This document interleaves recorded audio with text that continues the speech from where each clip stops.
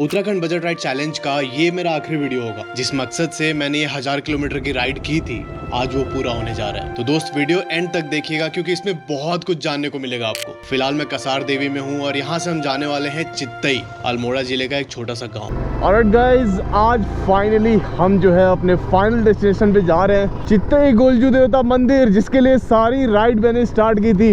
यहाँ से कोई 9 किलोमीटर दूर है। सुबह का भी टाइम हो रहा है 10 और हम कसार देवी की खूबसूरत गांव को क्रॉस करते हुए चित्तई एक विलेज है अल्मोड़ा ज़िले में, और वहाँ पे गोलजू देवता का मंदिर है जहाँ हम जाके आज घंटी बांधेंगे। सो गाइस, ये जो है अपनी उत्तराखंड सीरीज़ की लास्ट वीडियो होगी और इसके बाद मैं कोई एक नई सीरीज़ स्टार्ट करूँगा। कल मैं चला जाऊँगा दिल्ली। दिल्ली में मेरा भाई रहता है तो मैं उसके पास ही रहूँगा करीब 10-15 दिन। मैं सोच रहा था यार कसार देवी में जहाँ पे मैं अभी हूँ, इस जगह एक दिन और अपना स्टे एक्सटेंड कर लूँ, लेकिन फिर कल जब मैंने वेदर रिपोर्ट चेक किया तो कल का वेदर क्लियर था। उसके बाद लगातार 3-4 दिन जो है बारिश दिखा रहा था। तो मैंने सोचा कि नहीं भाई, ये सही डिसीजन नहीं होगा। बारिश के चक्कर में इधर फंस गया ना, फिर दिक्कत हो जाएगी। यार राइड हमने स्टार्ट कर दी, लेकिन हमने जयकारा लगाना भूल गए। तो राइड की शुरुआत करते हैं महादेव के जयकारे के साथ। ओम नमः पार्वती पतये हर हर महादेव। राधा तेरी चुनरी ओ राधा तेरा छल्ला ओ राधा तेरी नटखट नजरिया। आय चचा,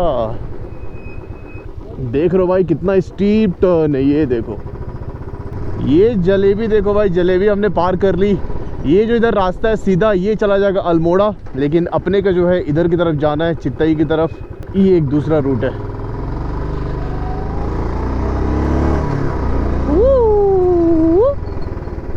चच्चा रोड पर मूत्र विसर्जन कर रहे हैं कोट पैंट पहन के।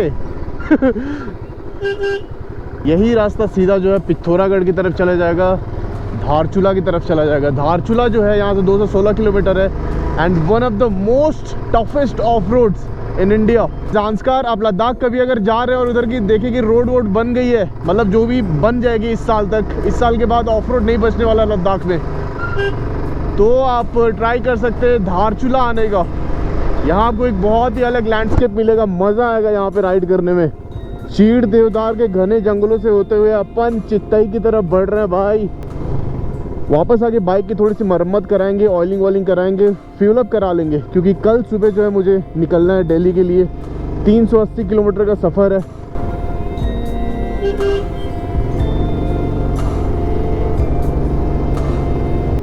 देखो, जो मेन गोलजू देवता का मंदिर है वो यहाँ से लगभग 1 किलोमीटर दूर है, और ये है डाना गोलजू देवता का ये भी मंदिर है। ऐसा मानते हैं कि अगर इस मंदिर के आपने दर्शन नहीं किए तो गोलजू देवता का दर्शन जो है वो अधूरा माना जाएगा।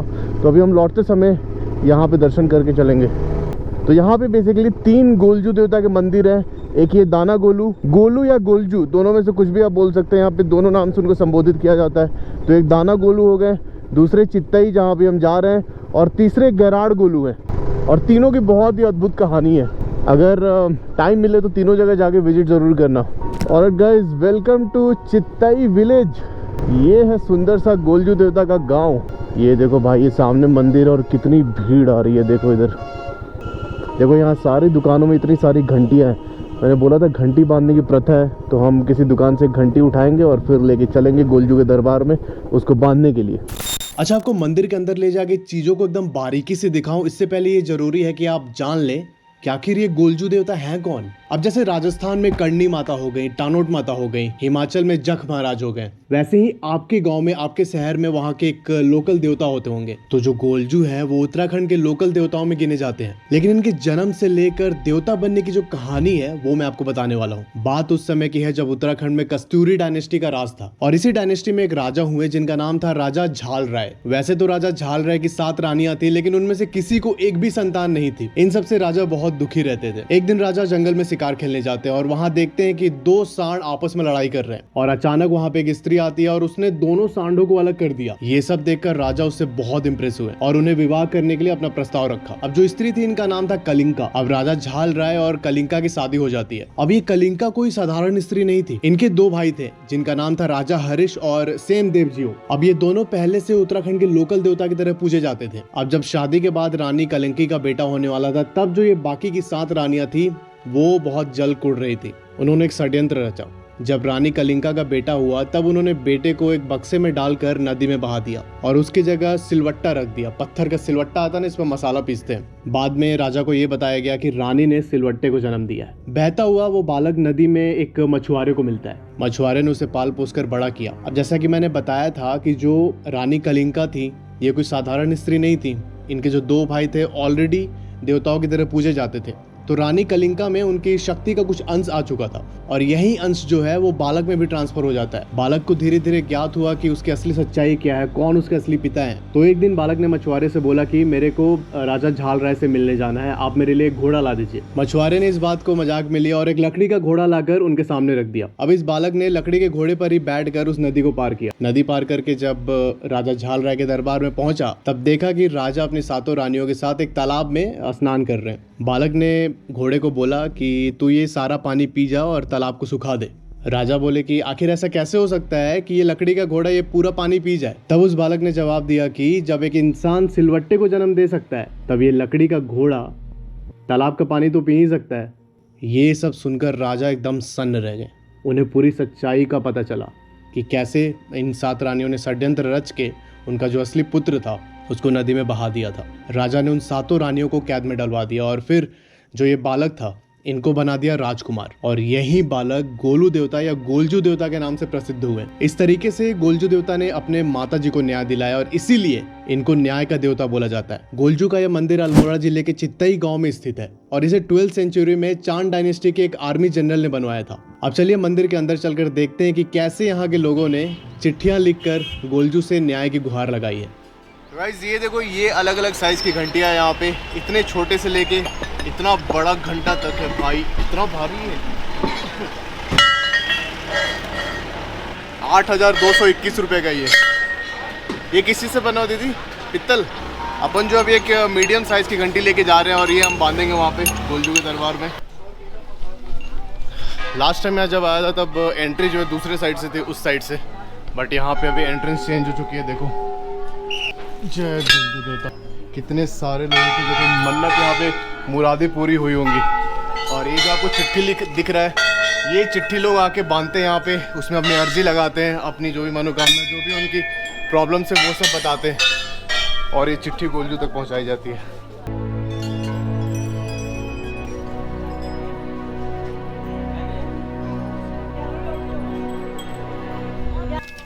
हजारों लाखों यहाँ चिट्ठियाँ पड़ी हुई हैं।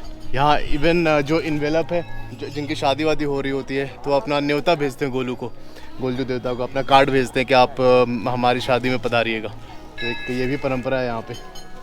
हाँ, ये देखो कितना बड़ा घंटा बांधा हुआ है यहाँ पे। इसी के नाम पे है विजय कुमार जिंदल, विनय कुमार जिंदल, विकास जिंदल। ये रामनगर से आए हैं और इन्होंने इतना बड़ा घंटी ऑफर किया है।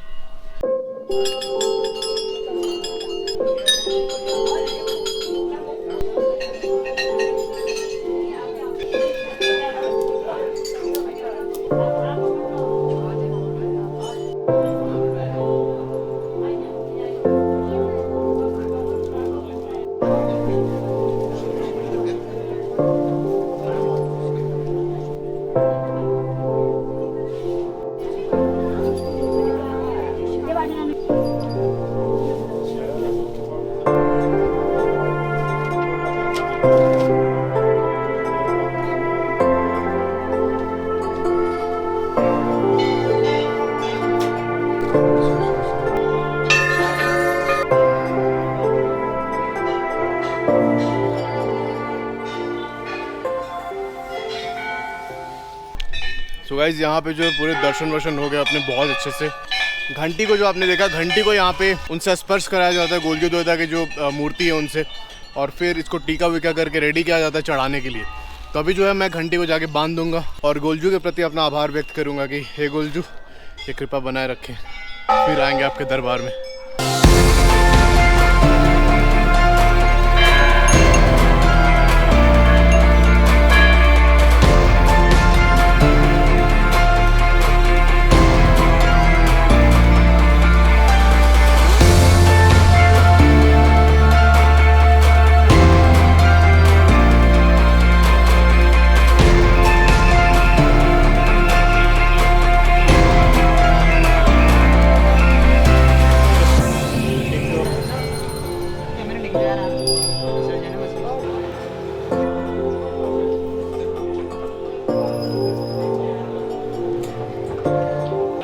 भाई इतना ज़्यादा टेस्टी है ना ब्रेड पकौड़ा। मैं एक मंगाया था मैंने, अभी दूसरा मंगाया। जनरली मैं ये सब खाता नहीं हूँ बट बहुत ज़्यादा नेक्स्ट लेवल टेस्टी है।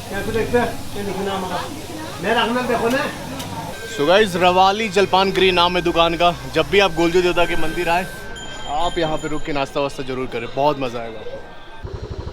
ऑलराइट गाइस, यहाँ से हम निकल रहे हैं चित्तई से। और जैसा मैंने आपको बोला था कि आगे जो दाना गोलजू पड़ते हैं उनके दर्शन के बिना ये यात्रा जो है, ये आपका दर्शन चित्तई गोलू देवता का अधूरा माना जाता है। यहाँ शीश झुकाते हैं और फिर अपनी राइड कंटिन्यू करते हैं कसार देवी के लिए।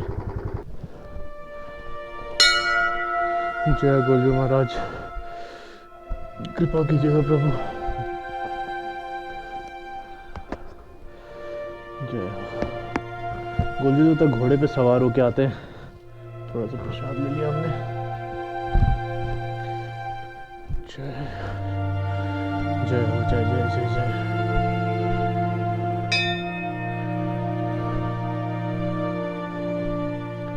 एक परिक्रमा लगाते हैं।